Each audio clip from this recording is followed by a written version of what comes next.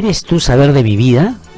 Yo solo sé de mi paso, de mi peso, de mi tristeza y de mi zapato. ¿Por qué preguntas quién soy y a dónde voy? Porque sabes harto lo de poeta, el duro y sensible volumen de ser mi humano, que es un cuerpo y vocación. Sin embargo, si nací, lo recuerdo el año, aquel de quien no me acuerdo, porque vino, porque me mató. Martín Adán, escrito a ciegas. El gran Martín Adán esta mañana ha venido a conversar con nosotros. Jorge Valverde, él es un promotor literario muy importante, ha trabajado en varias editoriales y decidió hace algunos tiempos, porque además le conozco hace tiempo, su vocación y su apego por determinados escritores, y Martín Adán sin duda es uno de los que a él siempre le ha motivado a hacer cosas, de crear una asociación que se llama Isegoria, que después ha tenido o ha desarrollado o viene desarrollando una serie de iniciativas para tratar de mostrar más, porque debería conocerse más a Martín Adán, entre otras cosas, por ejemplo, tratar de promover que se pueda poner una placa en la casa de Martín Adán en Barranco. Jorge, ¿qué tal? ¿Cómo estás? Qué gusto saludarte. ¿Qué tal? Gracias por venir a conversar con nosotros. Y acaba de publicar estos dos magníficos libros que yo de verdad recomiendo, si tienen la posibilidad, que los puedan adquirir, porque hay escritos de Martín Adán que son poco difundidos y además, digamos, viene con ilustraciones de gente, digamos, de talla como Gerardo Chávez, digamos, hay varios que tú mismo no vas a contar.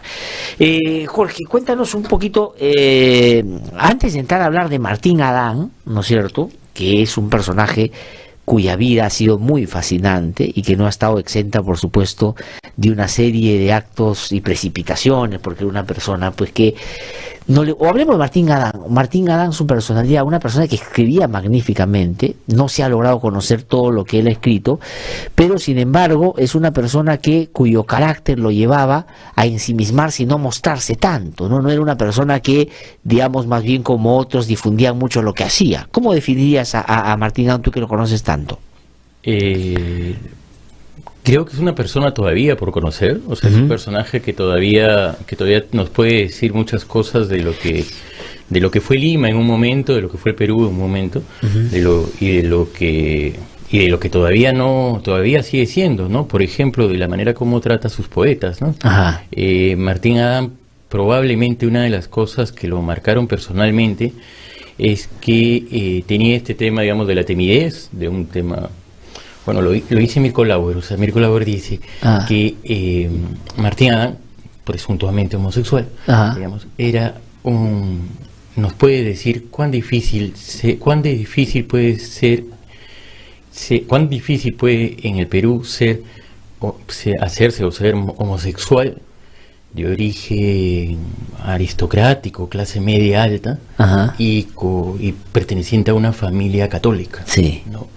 Eso nomás ya puede ser una además, digamos, eso le sumas, Jorge, la época en la que Adán, digamos, se desarrollaba, ¿no es cierto? Porque hoy día, pese a que hay, digamos, porque hay todavía lamentablemente sectores en nuestra sociedad que, digamos, están ajenos con una realidad que nos acompaña y que está bien porque es un ejercicio de libertades, pero en esa época era todavía mucho más conservador, ¿no? Sí, totalmente, ¿no? Y eso es interesante, o sea, es decir, a lo que me preguntaba, sobre Martín Adán puede ser que ya conozcamos algo porque hay una serie de biografías, o sea, está la de Luis Vargas Durán, está la que escribió José Antonio del Busto, que tal vez es más anecdótica, y hay una serie, digamos, de material en periódicos que quedaron registrados y cosas así, pero creo que lo que todavía está por explorarse biográficamente es lo que te comentaba, qué cosa nos podría decir la biografía de Martín Adán respecto a otros temas, ¿no? Respecto a cómo una persona probablemente tímida,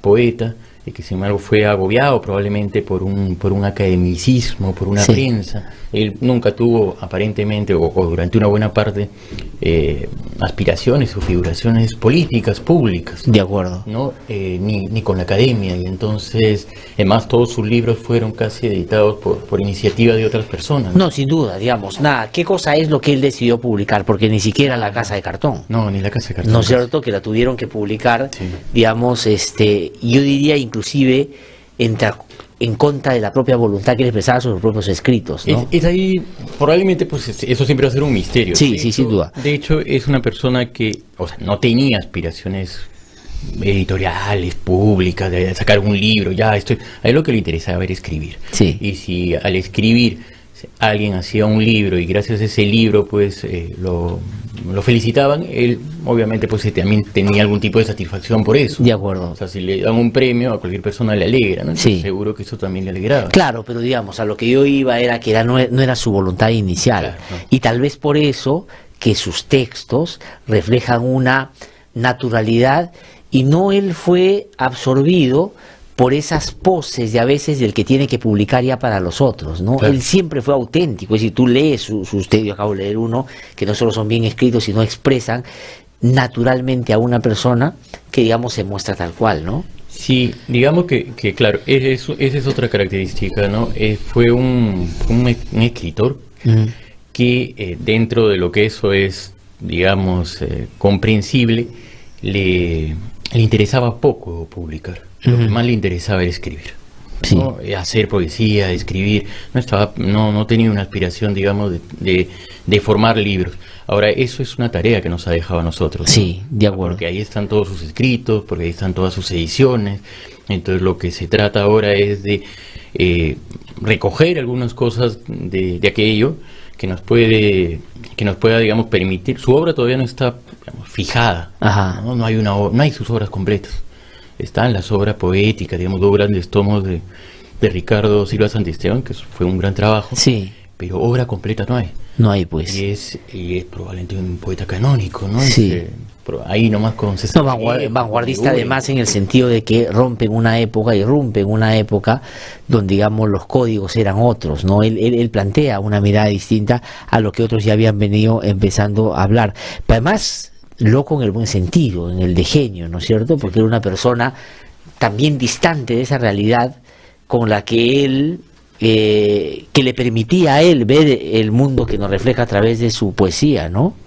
Sí, digamos que eso se podría resumir casi en no tenía, digamos, su función pública, ¿no? Nunca, frente a este tema de la función pública del escritor, en la de Martín Adán es probablemente en la persona en la que más apagada la tenía, ¿no? Sí. A él lo que le interesa ver es el escritor. Ahora, pero entonces, ¿y a ti cómo se te viene o cómo se te presenta Martín Adán? Digamos, tú tienes una trayectoria larga trabajando en editoriales, por ejemplo, y de hecho has tenido que referir a Martín Adán en muchas de las cosas que has tenido luego que publicar. Pero ¿por qué a ti Martín Adán en particular te llamó mucho la atención y qué te gustó, al punto de que no solo lo has seguido, lo has estudiado, lo has investigado, sino que acabas de publicar los libros que nos vamos a contar ahora? En principio mi trabajo como en editoriales, si bien es largo, no necesariamente ha estado inmerso, digamos, en la parte de propiamente editorial, o sea, de hacer libros, de hacer publicaciones, ¿no? He trabajado en editoriales, pero no necesariamente como editor. No, sin duda, sin duda. Ahora me estoy estrenando, digamos. Claro, con la editorial ya. Sí. Pero digamos, al pasar por editoriales que publican otras cosas, has podido, digamos, uno adquiere cierta experiencia, cierto conocimiento, ¿no? Cierta aproximación a lo que es el mundo editorial. Y para lo que me preguntabas de Martín Adán, yo creo que o sea, probablemente la raíz es pueden haber varios motivos, pero la raíz creo que es La Casa de Cartón. Pasa que ahí hay una paradoja, ¿no? Es Martín Adán que a su vez no busca reconocimiento público, no ejerce su función pública como escritor, pero a su vez ahora nosotros la reclamamos porque parece que nos puede decir muchas cosas en un sentido público. Es decir, es importante para mí que, por ejemplo, en un lugar como Barranco, caracterizado por lo artístico, por lo cultural, que esté asociado a un libro como La Casa de Cartón de manera pública, ¿no? Es decir, a través de una placa, a través de un estatua, a través de una institución que lleve el nombre de La Casa de Cartón o lleve el nombre de Martín Adán, una biblioteca, por ejemplo, o un lugar privado, público. Se podría haber un bar también que se llamara Martín Adán. Pero la pregunta que, digamos, cualquier persona que podría hacerse mientras te escucha es: ¿y por qué no hay? O sea, digamos, pero ¿por qué no hay un reconocimiento a alguien tan grande como Martín Adán? Porque se nos ha pasado a todos. O sea, podría yo decirte, la culpa es del gobierno local. ¿no? De que, porque ellos son los que tienen la responsabilidad de un diseño urbano, son los que manejan los espacios públicos y ellos deberían tener pues una planificación respecto a esto, ¿no? Además, por lo que podría significar a un distrito con tanta historia, sí, claro, como Barranco, el dar a conocer al mundo que por ahí pasaron, entre otros, gente como Martín Adán, ¿no? Y que vivieron, sí, ahí. O sea, digamos, la principal responsabilidad es, creo, del gobierno local, del aparato público, estatal, porque ellos son los encargados, pues, de marcar pautas, de poner nombres a las calles, de ponerle nombre a un parque, hacer una estatua, etcétera, ¿no? Pero también, no solamente de ellos, también, o sea, vecinalmente uno se puede organizar y ponerle una placa a una casa, sí, vecinalmente, o de una manera privada uno puede decir a su asociación cultural le pongo un nombre que tiene que ver con un escritor peruano, y de alguna manera lo estoy institucionalizando.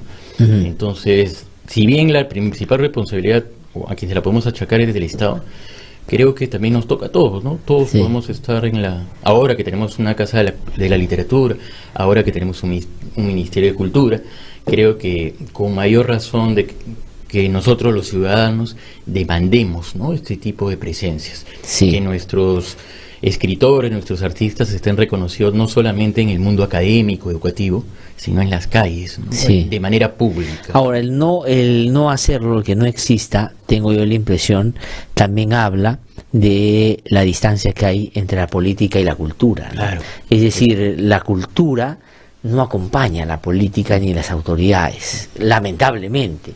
Ahí donde en países esto va muy de la mano, es decir, el desarrollo político va a la mano con el apego a la cultura, a la lectura, en fin, la cosa funciona mejor porque la cultura y la literatura en particular te permiten tener mucho más elementos para tus propias decisiones como autoridad, sí, y esa distancia hace que a veces no se tome, o sea, alguien prefiere sacar la foto en un escenario con el chico de moda o los chicos del reality de moda, entonces tienes al alcalde bailando con ellos, a, digamos, rememorar a alguien tan importante como Martín Adán. ¿Y cómo se te ocurrió esa idea de que había que poner una placa a la casa de Martín Adán? Pero mira, no solamente por reforzar, o sea, ahí se puede entender de dos maneras, ¿no? Que este apego, este camino a la par entre cultura y política, no solamente porque la cultura haya que, pues, hacerle una venia o haya que, sí, digamos, resaltarla, sino porque también ahí puede haber un soporte económico, se pueden generar industrias culturales, o sea, si tú haces toda esta promoción,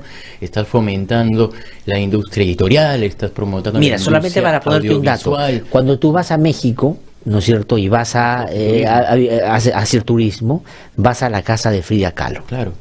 Digamos, no sé cuánta gente va y cuánta gente compra ahí en los alrededores donde está la casa de Frida Kahlo. Y te vienes, entonces generas ingresos para la gente, conoces la casa, la historia. Y eso es un parte de la planificación urbana, digamos, claro, hacer eso, tener pendiente, digamos, este tipo de servicio, es un servicio público. Sí. Es eso. A mí me contaban hace poco, por ejemplo, de Gauguin, cuando ha estado en Lima en un momento, ajá, que él es familiar de Flora Tristán, un investigador años después, cuando hay un homenaje, reclamaba por qué no hay una placa en Lima donde estuvo Gauguin. Sí. O sea, porque los franceses están mentalizados, pues todo escritor tiene una plaquita, acá vivió, acá, claro, vivió, acá se encontraron, por ejemplo. Ahora, si en Barranco hicieras eso, digamos, buena parte de Barranco estaría con placas, ¿no es cierto? Claro. Porque Barranco, sí, ha sido un centro cultural, digamos, muy importante, icónico, ¿no? El centro de Lima también, ¿no? El centro de Lima también. Podría estar, para seguir con Martín, acá en el Cordano, por ejemplo, una placa, en la mesa si quieres, si es que no quieres alterar la fachada, que te van a poner. O si no quieres someterte a la burocracia para poner una placa que es impresionante también, ¿no? Si no es eso, en la mesita esta de mármol pones ahí una seña que diga, acá se sentó Martín Adán y Allen Ginsberg. Imagínate, Allen Ginsberg, ¿no? Entonces, ese tipo de señas creo que dan gusto, ahí tienes... No, y mucha gente quisiera ir, sí, a sentarse en esa silla, sí, en esa mesa y tomarse su foto. Lo que podría significar, digamos, un atractivo para y no solo eso, o sea, por ahí está el tipo que estaba, no sé, pues pasando, digamos, con otro fin, con otro objetivo, y encuentra eso y dice, bueno, ¿quién es Martín Adán? ¿Quién es Ginsberg? Y busca, ¿no?, en Google, y comienza a enterarse, y tal vez de esa manera tiene un acceso que no se lo brindaron en la universidad, o al menos no lo recuerda, ajá, en el colegio, ¿no? Ahora, Jorge, cuéntanos sobre estas dos publicaciones. Primero, ¿cómo fue lo de la placa? Porque tú estabas en un empeño hace tiempo de conseguir, imagínense ustedes, recursos suficientes, que no necesitaban tantos tampoco, para poner una placa en la casa de Martín Adán. Se Eso consiguieron los recursos, sí. y ahora están en Kiev. Sí, eso fue bien bonito porque lo que hicimos es, o sea, lo volvimos bien bonito porque en realidad era bien penoso. Penoso pedir plata para una placa.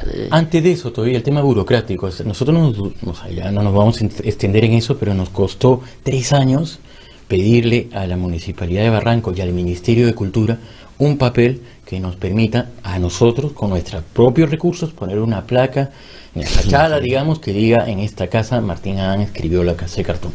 O sea, una cosa tan bonita, tan cosa que nos costó 3 años estar detrás, y nos ponían pero al margen de la demora burocrática que siempre hay. Lo logramos, conseguimos esa placa ya, o sea, salió esa autorización, y con esa autorización luego tuvimos ahí un pequeño, digamos, percance en términos de una persona que nos había ofrecido primero cubrir ese gasto. Ajá. Nos dijo que ya no podía hacerlo todo, pensó que era un monto pequeño, pero fue bacán porque eso nos obligó a hacer una junta. Ajá. Entonces dijimos, bueno, ¿qué vamos a hacer? Hagamos una junta. Y al final hay gente que me dijo: oye, acá tengo la placa. Y yo le dije: ya, pero ya llegamos al límite, ya no te puedo recibir, ¿no? Porque ya completamos lo que necesitamos, que era poco, ¿no? Sí. Y al final es una placa que ya además, la van a poner. No, ya está puesta. Ya la pusieron. Ya está puesta y no está, y eso es lo que queríamos. Que tal vez por eso demoró tanto las autorizaciones. Queríamos que esa placa no vaya con firmas de autoridades, no vaya con este tipo de protocolos que siempre hay. Lo que queríamos es que, tipo lo que a veces se observa en placas en otros países, es que la firmara Barranco. Como distrito. De acuerdo. Entonces ahí tú ponías: en esta casa Martín Adán escribió la Casa de Cartón. ¿Perdón? Lo firma Barranco. Ya. Barranco lo y así está la placa. Y así está la placa. Qué excelente. Te felicito de verdad, porque sé lo que te ha costado conseguir eso. Y estas publicaciones, ¿no es cierto?, ¿cómo nacen? Mira, ahí en ese interín, digamos, todo nació casi por la placa, porque en el interín de querer hacer esto, de querer colocar esta placa, es que ya yo me voy interesando en investigar un poco más de Martín Adán, ya más formalmente, más profesionalmente, digamos, y ya no solamente con la lectura, sino, digamos, recogiendo notas, conversando, entrevistando a personas.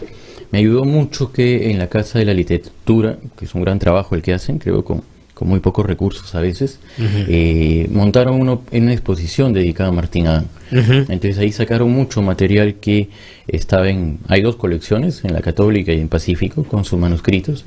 Entonces, tanto la exposición como, digamos, los eventos que se generaron alrededor de esa exposición, me obligaron, digamos, a continuar, a formalizar, digamos, estos proyectos.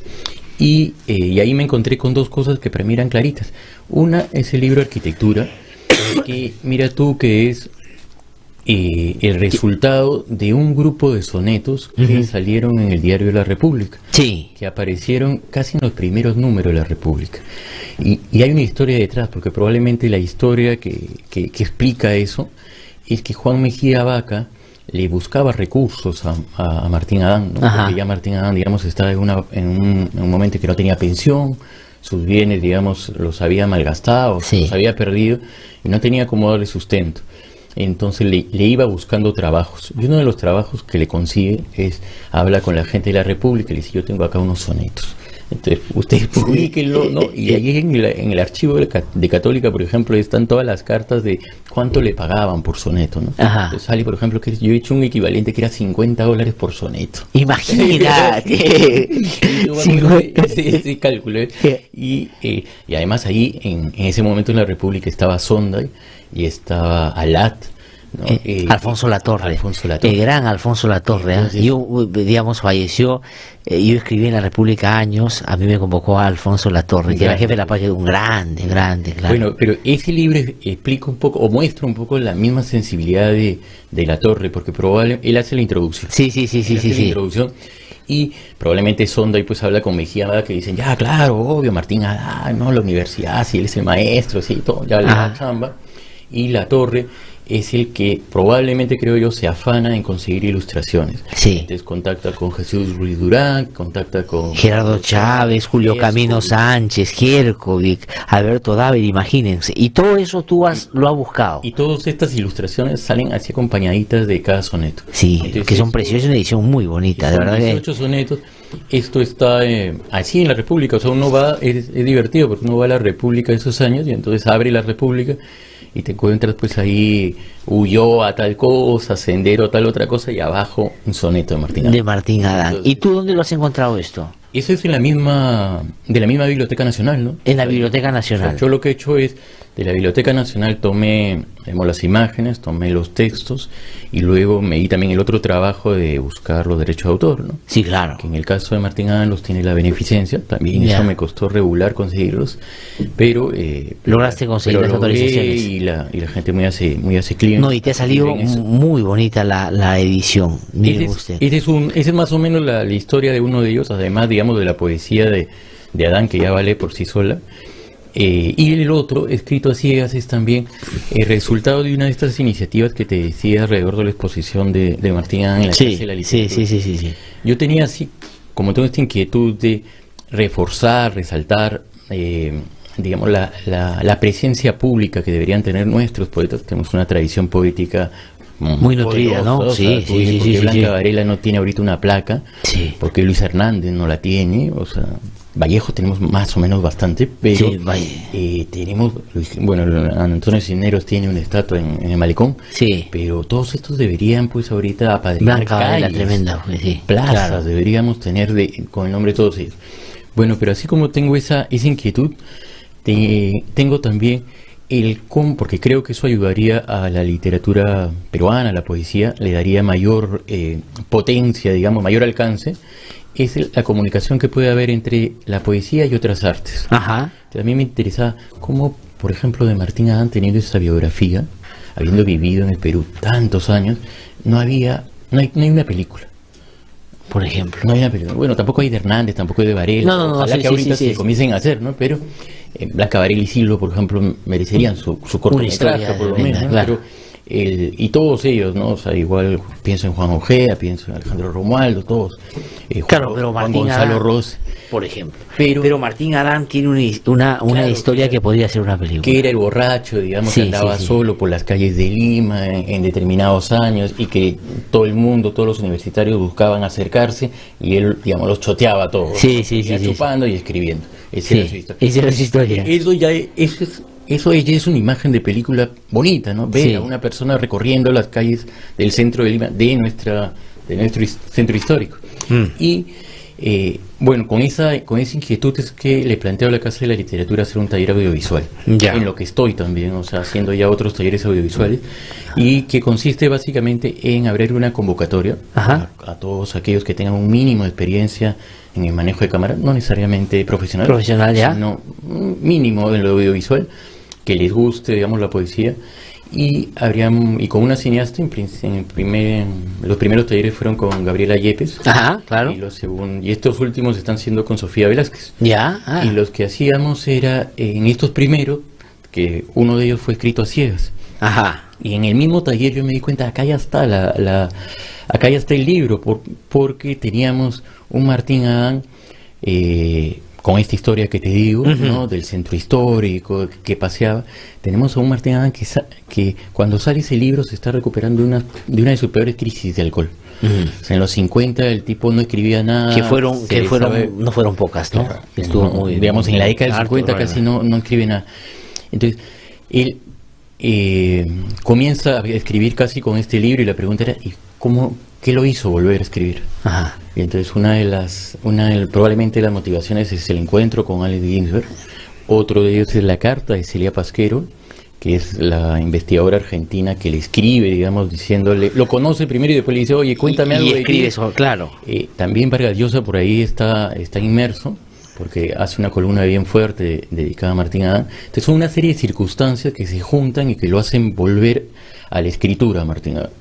Eso ya era una historia que nosotros queríamos audiovisualmente, ¿no?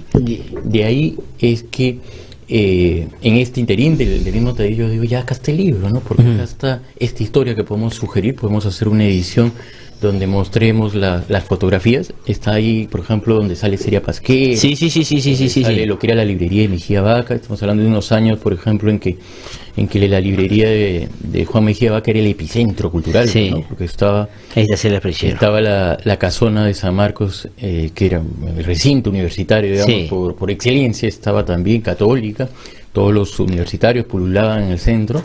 Y la librería, y todos iban a la librería de Juan Mejía Vaca, ¿no? Hasta la librería Juan Mejía en 1960, ¿no? Juan Mejía Vaca, que tanto. Eso ahorita Genial. es ahorita una cevichería. Imagínate. Pero normal ya. No, pero normal, pero digamos. Sí, pero una plaquita. Una plaquita. Claro, Oye, porque tenemos que terminar lamentablemente. Yo te agradezco mucho por haber venido a habernos contado un poco más de Martín Adán.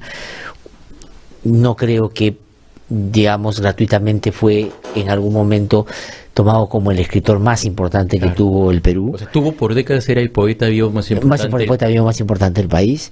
Sí. Y creo que esto es un reconocimiento que se le hace y que nuestros oyentes deberían tratar de conseguir, ¿no? Arquitectura y escrito a ciegas.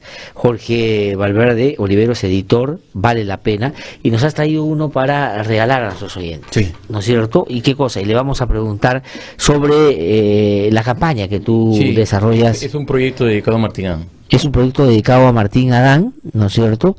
Y que le preguntamos a nuestros oyentes cómo se llaman, pero no lo hemos mencionado, ¿no? Entonces la gente puede no investigar. Pero ¿cómo se llama? Y el proyecto se llama Barranco de Cartón. Barranco de Cartón. Hay un fanpage donde estamos ofreciendo estos libros, que lo llevamos a tu casa, Ya. Incluido en el precio. Ya. Y ahí estamos avisando de estos talleres, estamos avisando de estas actividades cuando Ya, tenemos entonces la placas. primera persona que nos ponga el nombre que tú acabas de Sí. decir, la primera que lo ponga, le regalamos. Sí. ¿Cuál le vamos a regalar? El de arquitectura. Arquitectura. Si es de acá. por fanpage, que nos etiquete o algo así, pues, ¿no? Ahí está, que etiquete, y que le regalamos Arquitectura de Martín Adán, una edición muy bonita, la verdad, que yo recomiendo. Además, se pueden comunicar con Jorge y ellos mismos les llevan las publicaciones a su casa, y el precio está bien accesible, la verdad. Jorge, te agradezco muchísimo por haber venido, te felicito por el trabajo. A ti, gracias. Y bueno, aquí siempre va a haber espacio para cuando favor. tengas poder difundir.